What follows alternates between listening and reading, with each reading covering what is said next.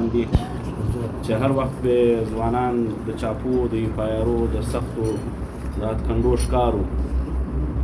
نو تر ټولو اولنی خو محمدشاه لالا نه رالی، زما ګس خپله په ذهن کې دا چې موږ د ځوانان د کور اول راووتو، زه د نورالله لالا د زوی په نامه یادېدم، ډېرو خلکو به زما نوم نه به زیان دی.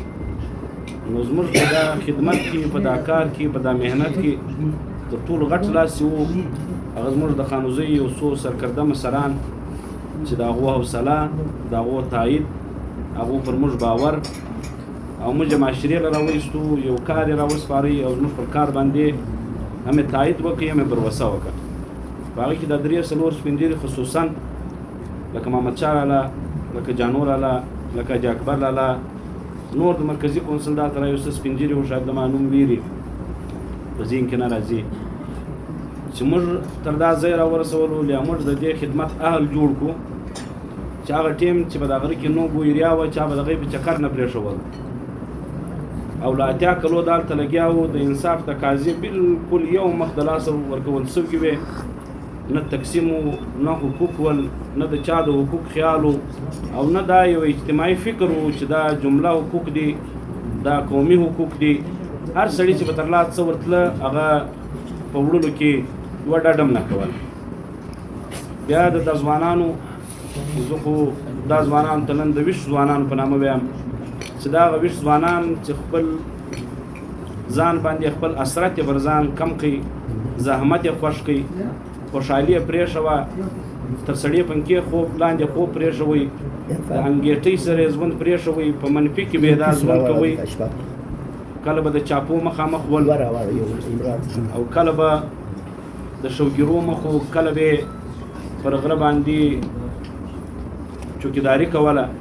د دا ټولو حالاتو رادی خواته دلته موږ په د معاشره کې ژوند کوو د 2 شیانو سره مخامخ یو. یو الحمدلله موږ مسلمانان یو چې کله یو شی ته لاس راوړي، لاسته راوړنه وسوه، جمله حقوق ده چې موږ باید دې موږ د دې د دفاع تر یو حد پورې وکړه.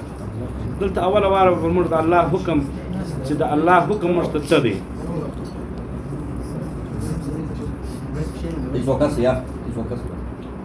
الله پاک فرمایي ان الله یأمرکم ان تؤدوا الامانات الى اهلها، چې تی الله پاک حکم ورکوي مسلمانانو ته، مؤمنانو ته، خپلو بندګانو ته چې تی د چا حقوق ورکوئ و خپلو حقدارانو ته خپل حقوق ورسوئ. نو د الله حکم خو د انصاف برابر وي، الله په حکم کې خو انصاف وي. بیا دغه بعد الله فرمایي چې تی کله د چا په مابین کې فیصله کوئ نو دوی به دا فیصلو کې انصاف پر لاس راوړي. نو چې کله به معاشره کې انصاف وي، کله به معاشره کې د حقوق خیال وي، پر انصاف باندې تقسیم وي، نو دا معاشرې ته یو څو ګټې راوړي.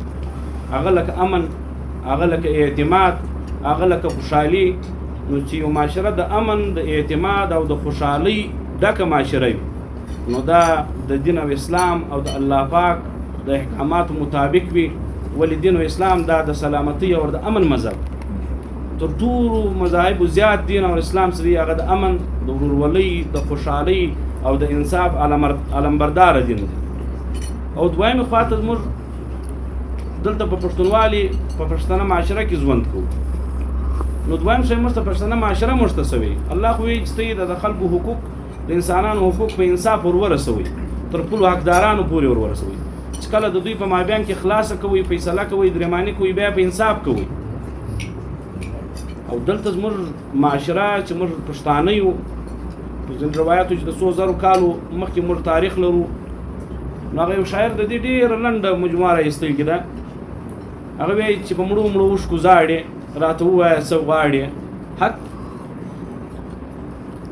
چې په مړو مړو اوښکو زاړې، راته ووایه څه غواړې حق، در باندې دې وي لعنت، حق په ژړا غواړې.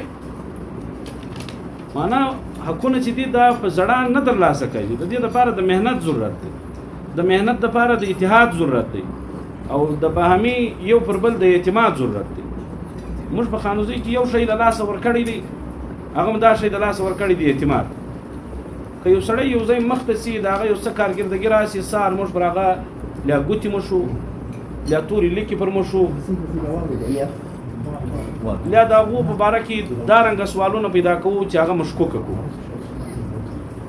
نو نن دا د خوشحالۍ پر موقع باندې چې دې ځوانانو خپله خوشحالي خپل امن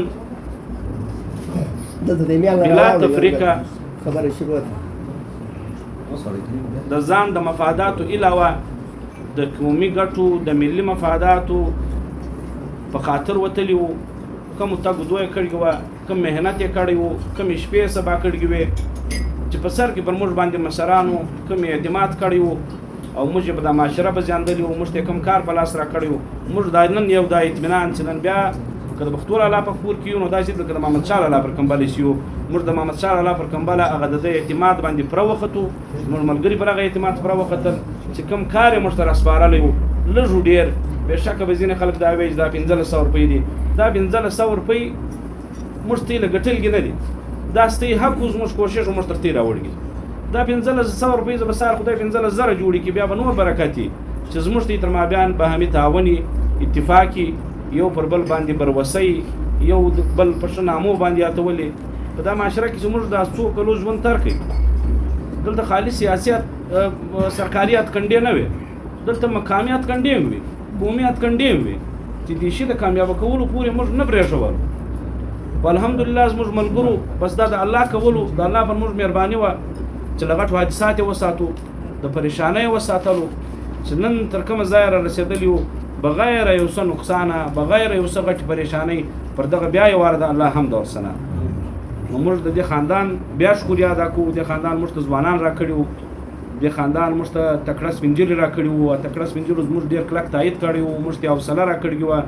موږ ته دا خاندان حق راوړی دی. دا خاندان ته دا وایي چې مخ ته هم هیله لرو، مخ ته هم د تعاون یقینداني راکوي. موږ ته د ځوانانو په ذریعه باندې، د ځوانانو پر لار باندې د موږ سره تعاون وکړي. د مسرانو د بیانیې تر حده پورې په د معاشره کې د دې خاندان یو ډېر ښه رول دی، یو ډېر ښه نوم دی، یو ډېر ښه حیثیت دی. دا یو عزتمن او یو غیرتمن خاندان دی، ښه نوم لري، ښه تاریخ لري. نو د دوی د نامه، د دوی د تاریخ، د دوی د مړانې موږ کورودانۍ وایو. الله دې پر دوی قرار وساتي. د دوی زموږ د تعاون بیا اپیل کوو، بیا اپیل کوو. الله دې وکړي چې مختم الله پاک د معاملات د هیڅ په خیر وکړي.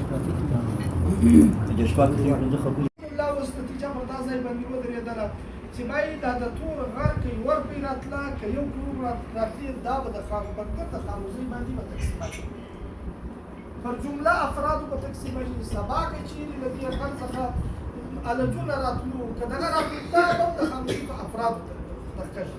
ولې پخوا داسې تقسیمونه شوي دي، ملک کاکو به دې ته په دې باره کې خبره وکړي چې چاته لږ رسېدلي دي، چاته ډېر په کار دا وایي چې هغه پر افرادو تقسیم شوی. خو چونکې مثلا یو کار کړی دی دوباره لیکې نه په راکشته مزید چې کوم جمله مفادات راځي د خانوزۍ دا به پر دا د یونین والا تعالی په ځای کې دا ورواچوي. د علماو ځای پوښتنه وکړه چې دا یو نوی شی دی، نوی دغه دی، دا د خانوزۍ پر فرد به تقسیمېږي. آینده به له دې بعد چې کوم نور دغه را باندې الحمدلله دا یوه مسله بله وسوله هیلې والا قدرتي طور باندې پریشان وي چې یاره کمیټۍ او یونین نه دي سره جوړ. الحمدلله کمیټۍ یونین هم وسپړي، ولې هر څوک سره مزید موږ دا دعا کوو چې خدای پاک موږ ته انصاف را نصیب کړي، موږ ته حق را نصیب. زموږ په دې کلي کې ډېر بیماران شته، د شوګر بیماران شته، د کینسر بیماران شته، د ډایلیسیس بیماران شته، هر قسم یتیمان شته.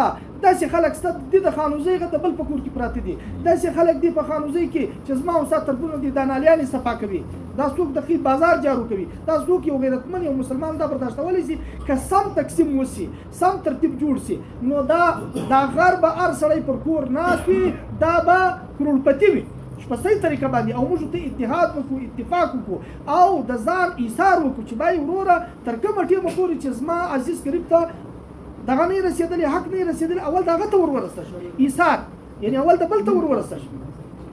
نو ان شاء الله ولذي په دغه باره کې دا د یونین سره به تعاون کوي. د یونین دپاره دا د خانوزۍ دپاره د مستقبل دپاره یو ډېر ښه تنظیم دی. خدای پاک دې قایم و دایم وساتي، د شپږو طرف دې الله حفاظت وکړي. دا زموږ وروستۍ دا سپین ږیري دا کارونه نه شي کولی چې هره ورځ دوی عدالتونه ځي، هره ورځ دوی پر روډ ولاړې، هره ورځ دوی په هړتالونه کوي یا دغه.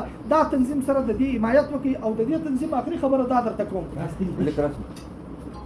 دا د خانوزۍ ته الله پاک یو دی نعمت ورکړی دی چې هر وخت دا خلکو ته حاضر دی. یعنی هر وخت دا جواب طلب تنظیم دی په دا محفل کې سوال پر کولای شي دا اوس موږ راغلي دا په هفته کې یو ورځ د هفتې په ماښام زموږ اجلاس وي په اجلاس کې هم سوال پر کولای شي چې کومې خدشې نن سبا چند افراد په خود د هغو د مفاداتو دپاره خطر دی د چند افرادو هغه تی تر ماشه پازه دی نو خبره به د اجتماعیت وي که به دا یونین د ځان دپاره یو کار کړی وي د یونین یو فرد د ځان دپاره کړی وي هر سړي ته دا یونین جواب طلب دی یونین د یونین څخه ته اوس هم سوال کولی شي بعد کې هم کولی شي د پیسو په باره کې هم کولی شي چې څومره پیسې د راغې او د دوی د کارکردګي پر بنیاد باندې د یونین والا هر وخت ته تیار دی نور به مجلس به دغه درته کوي ملک اکو واخر دعوانا الحمدلله Türk ya. Bakın. Kim